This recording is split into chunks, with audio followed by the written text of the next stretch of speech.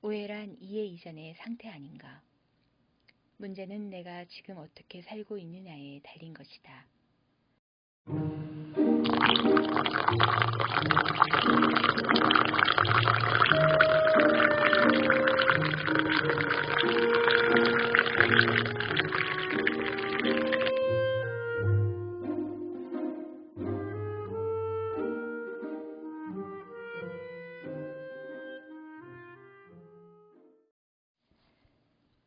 세상에서 대인관계처럼 복잡하고 미묘한 일이 또 있을까? 까딱 잘못하면 남의 입살에 오르내려야 하고, 때로는 이쪽 생각과는 엉뚱하게 다른 오해도 받아야 한다. 그러면서도 이웃에게 자신을 이해시키고자 일상에 우리는 한가롭지 못하다.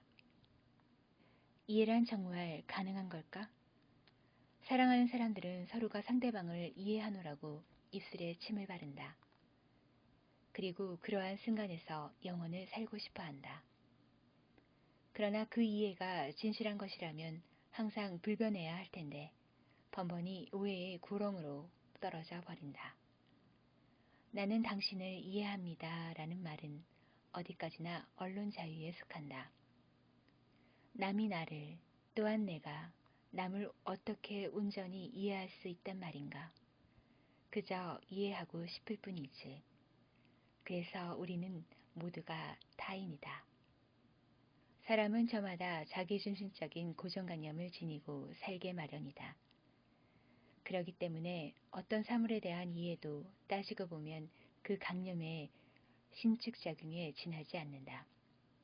하나의 현상을 가지고 이러쿵저러쿵 말이 많은 걸 보아도 저마다 자기 나름의 이해를 하고 있는 것이다. 자기 나름의 이해란 곧 오해의 발판이다. 하니까 우리는 하나의 생명에 불과한 존재. 그런데 세상에는 이해의 생명이 또 다른 생명을 향해 이해해주지 않는다고 한다리다. 연인들은 자기만이 상대방을 속속들이 이해하려는 맹목적인 열기로 하여 오해의 안개 속을 헤매게 된다. 그러고 보면 사랑한다는 것은 이해가 아니라 상상의 날개에 편승한 찬란한 오해다. 나는 당신을 죽도록 사랑합니다 라는 말의 정체는 나는 당신을 죽도록 오해합니다 일 것이다. 언젠가 이런 일이 있었다. 종단기간지에 무슨 글을 썼더니 한 사무승이 내 안면신경이 간지럽도록 할렐루야를 연발하는 것이었다. 그때 나는 속으로 이렇게 내고 있었다. 자네는 날 오해하고 있군. 자네가 날 어떻게 안단 말인가. 만약 자네 비위에 거슬리는 일이라도 있게 되면 지금 칭찬하던 바로 그 입으로 나를 또 헐뜯을 텐데. 그만두게, 그만둬.